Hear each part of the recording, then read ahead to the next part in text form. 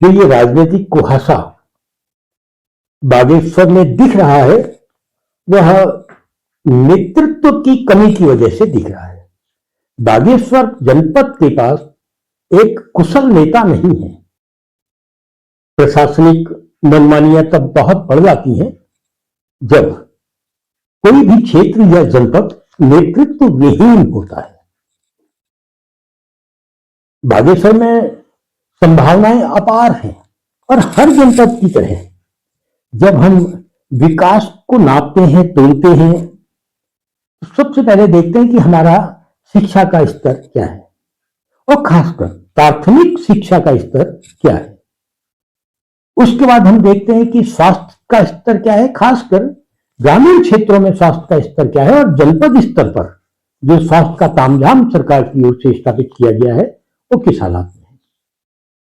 शिक्षा और चिकित्सा के बाद फिर हम टटोलते हैं कि रोजगार सृजन के क्षेत्र में जनपद कहां खड़ा है और जनपद में कितना रोजगार है जो शिक्षित बेरोजगारों को, अशिक्षित बेरोजगारों को, तकनीकी रूप से दक्ष अदक्ष बेरोजगारों को रोजगार दे सकता है। और उसके बाद चौथे स्तर पर जब हम लोग देखते हैं वो देखते हैं कि एग्रीकल्चर का स्तर जनपद में क्या है, कृषि की स्थिति जनपद में क्या है। तो हम कृषि की बात करते हैं तो सिर्फ धान और गेहूं के खेत की बात नहीं करते, हम हॉर्टिकल्चर की बात करते हैं जिसको उद्यानीकरण या उद्यान कहा जाता है, और हम पशुपालन की बात भी करते हैं। शिक्षा, चिकित्सा, रोजगार सृजन और कृषि के क्षेत्र में यदि हम बुरी तरीके से पिछड़ गए हैं तो हम विकास के क्षेत्र में कहां पर खड़े हैं। हम विकास के क्षेत्र में बहुत पीछे हैं। ऐसा नहीं है कि अन्य जनपद तेजी से आगे बढ़ रहे हों, लेकिन हम बहुत पीछे हैं। दगड़ियों, बागेश्वर जनपद में यदि किसी उद्योग की सबसे बड़ी संभावना है तो वो पर्यटन उद्योग है। और अभी तक पर्यटन उद्योग के नाम पर जो भी कार्यक्रम बागेश्वर जनपद में चले हैं वो पेइंग गेस्ट हाउस बनाने के नाम पर या मकान बनाने के नाम पर या फिर चाय पानी के होटल खोलने के नाम पर, ये पर्यटन को आकर्षित करने वाली योजनाएं नहीं है। और पर्यटन विभाग ने जितने भी कार्यक्रम यहां चलाए हैं वो पर्यटकों को आकर्षित नहीं करते हैं। वो तो आए हुए पर्यटकों के माध्यम से आप क्या कमा सकते हैं ये ही तय करते हैं। हम चाहते तो एजुकेशनल टूर प्रोग्राम्स यहां चला सकते थे। यहां नौजवानों के लिए जो साहसिक खेलकूद होते हैं, हाइकिंग हो गया, पर्वतारोहण हो गया, ये बहुत संभावनाएं हैं। और ट्रैकिंग की तो बेतहाशा संभावनाएं बागेश्वर जनपद में हैं। और हमने एक भी नया ट्रैक आज तक नहीं खोला है। जब ट्रैकिंग की बात करते हैं तो वो पुराने जो पैदल मार्ग हमारे थे जिला पंचायत के, जिला परिषद के, हम कहते हैं उस पर घुमाएंगे। क्यों कोई आपके पुरानी जिला परिषद के मार्गों में घूमने के लिए आएगा? भाई ट्रैकिंग करने आएगा तो वो ट्रैकर की हैसियत से आएगा।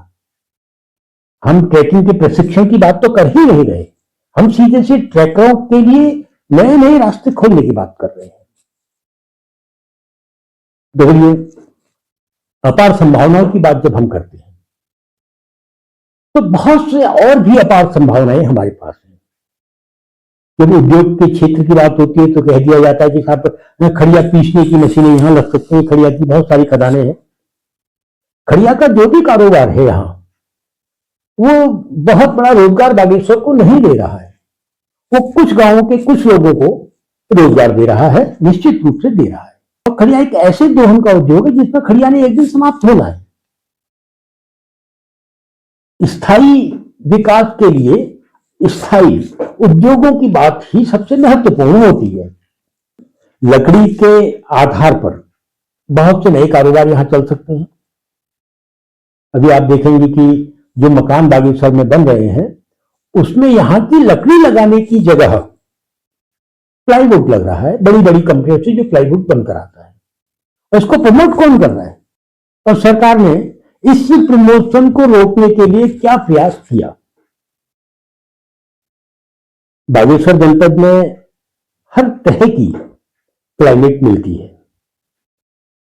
घाटियां हैं जहां अच्छी गर्मी पड़ती है और पानी की कमी नहीं है।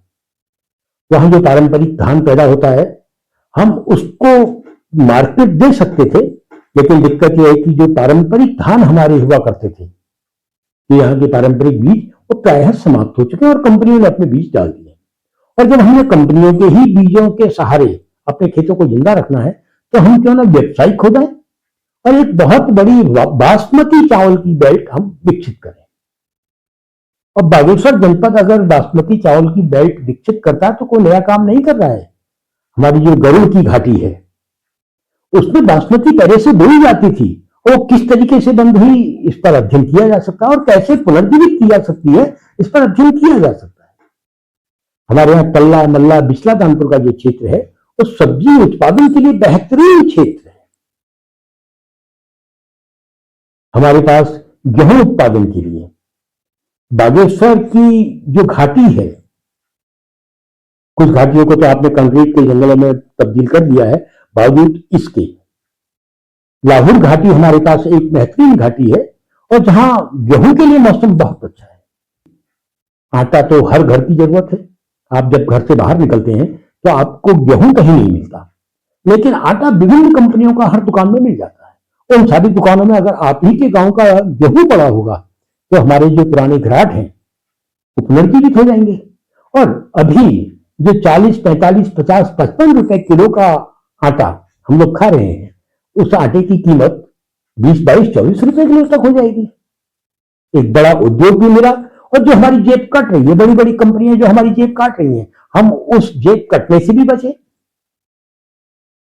दगड़ियों, जब हम एग्रीकल्चर स्टेट को डेवलप करने की बात करते हैं, तो हम मसालों का एक बहुत बड़ा कारोबार, जो हमारे ऊपरी क्षेत्र हैं ऊंचाई के, जहां हमारे पास सिंचाई के बहुत अच्छे साधन नहीं है और प्रायः प्रायः हम जहां सिर्फ चौमासिया फसल लेते हैं, क्षेत्रों में हम अदरक हल्दी की एक व्यावसायिक खेती बढ़ा सकते हैं। लोग और सरकार संयुक्त रूप से चाहें तो एक बड़ी परियोजना बनाकर हम जैविक कृषि को एक नए उद्योग के रूप में अपने खेतों में स्थापित कर सकते हैं। यदि हम अपने क्षेत्र में दुग्ध क्रांति करना चाहें तो बहुत अधिक दूध की नदियां बहा देंगे। मैं इस ओर इसलिए नहीं जा रहा क्योंकि अभी हमारे पास जो ब्रीड बची हैं गांव में, वो बहुत हतोत्साहित करने वाली है, उत्साहित करने वाली नहीं है। और यदि हम 10 साल के परिश्रम के बाद अपना बेहतरीन ब्रीड तैयार कर लें, तब दूध के विकास की बात कर सकते हैं। ये क्षेत्र की बकरी को अगर हम सही गुणों के साथ, उसके गोश्त को उसके गुण के साथ प्रचारित प्रसारित करें, तो एक बहुत बड़ा उद्योग हमारा पशुपालन के क्षेत्र में बकरी उद्योग के नाम पर स्थापित हो सकता है। वनों के क्षेत्र में बहुत अधिक संभावनाएं हमारे पास है। अभी जो ये कीवी हमारे खेतों में पहुंचाने की बात चल रही है, मेरी बात चल रही थी कि इस कीवी को हम अपने गेहूं चावल देने वाले खेतों में क्यों पैदा करें, हम इसे वन पंचायत की फसल क्यों नहीं बनाते। हमारे पास तो हर गांव में वन पंचायत है और बहुत बड़ी बड़ी वन पंचायतें हमारे पास है। तो मेरे खेत में कीवी लग सकता है तो वन पंचायत में क्यों नहीं लग सकता। वन पंचायत भी तो खाली पड़ी है। और यही कीवी, यही आम, यही अमरूद, यही नींबू यदि हम वन पंचायतों में पहुंचा दें तो निश्चित रूप से जो जमीन को सोखने वाला चीड़ है, कुछ ही सालों के बाद वो खत्म हो जाएगा, कम हो जाएगा और वहां पर नगद मुनाफा देने वाले पेड़ जम जाएंगे। एक बड़ा उद्योग हमारे पास वन पंचायत में ही स्थापित हो जाएगा। यदि वास्तव में पहाड़ को हमें एक उद्योग देना है, रोजगार परख पहाड़ बनाना है, तो हमारे पास सबसे बड़ा साधन है जंगल। और जंगल में भी अगर आप उत्तराखंड में पर्वतीय क्षेत्र में निकल जाइए तो आपको कुल वनस्पति का 60% से अधिक चीड़ का पेड़ मिलेगा। इस चीड़ के पेड़ से पहाड़ को क्या मिल रहा है और सरकार इस चीड़ के पेड़ को बचाकर क्यों रखे, ये एक महत्वपूर्ण प्रश्न है।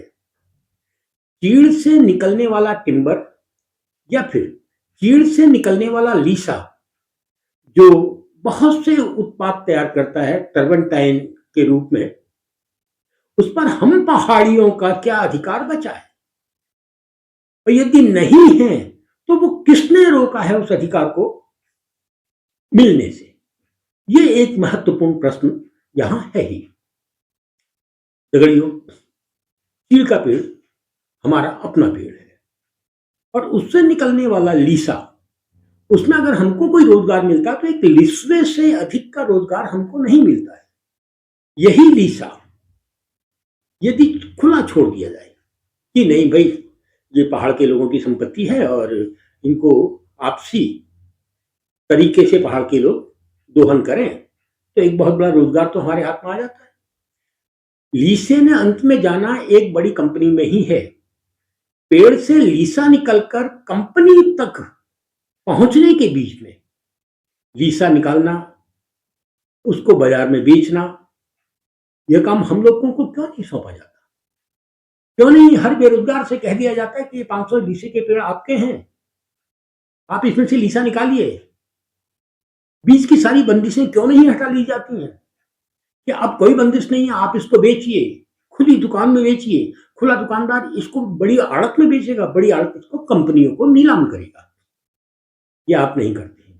क्यों नहीं करते हैं? क्योंकि आप नहीं चाहते हैं कि कंपनी और रॉ मेटेरियल के बीच में जनता कहीं मुनाफे के हिस्सेदार के रूप में खड़ी हो, और इसीलिए एक नेतृत्व हमको चाहिए। दगड़ियों, बेरोजगारी खत्म करना बहुत सरल काम है, लेकिन सरकारों को बेरोजगारी खत्म करने के जो साधन सूझते हैं वो कॉलोनाइज व्यवस्था के तहत ही सूझते हैं। वो नॉन कॉलोनाइज व्यवस्था के तहत रोजगार सृजन की बात क्यों नहीं सोचती है? आपने देखा होगा कि जगह जगह लीसा प्लांट आपको ग्रामीण क्षेत्रों में मिलेंगे। कितना लीसा उनको दिया जा रहा है, और बड़ी बात, वो लीसा कहां से उठाना है उन्होंने? अगर आप सरकार से कहेंगे कि मैं एक लीसा प्लांट अपने क्षेत्र में लगाना चाहता हूं, तो आपसे कहा जाएगा हाँ रास्ता खुला है, आप खोल लीजिए। लेकिन लीसा उठाना कहां से आपको? आप लीसा उसी डिपो से उठाएंगे जो डिपो सरकार की होगी। और डिपो कहाँ है?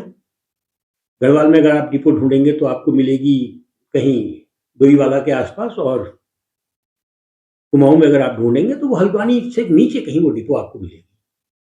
यानी रॉ मटेरियल मेरे गांव का, और मैं अगर एक छोटा लीसा लीसा प्लांट लगाना चाहता हूं तो मेरे को लीसा उठाना है हल्द्वानी से। हल्द्वानी से उठा के लाना है, भाड़ा देना है, फिर मैं उसका निर्माण करूंगा। और कितना लीसा मेरे को मिलेगा? एक निश्चित मात्रा में उस प्लांट के लिए लीसा वन विभाग आपको देगा, और इतना कम देगा कि वो 1 या 1.5 महीने से ज्यादा आपका प्लांट ही नहीं सकता है। ये व्यवस्था किसने की है? सरकार बहादुर ने की है।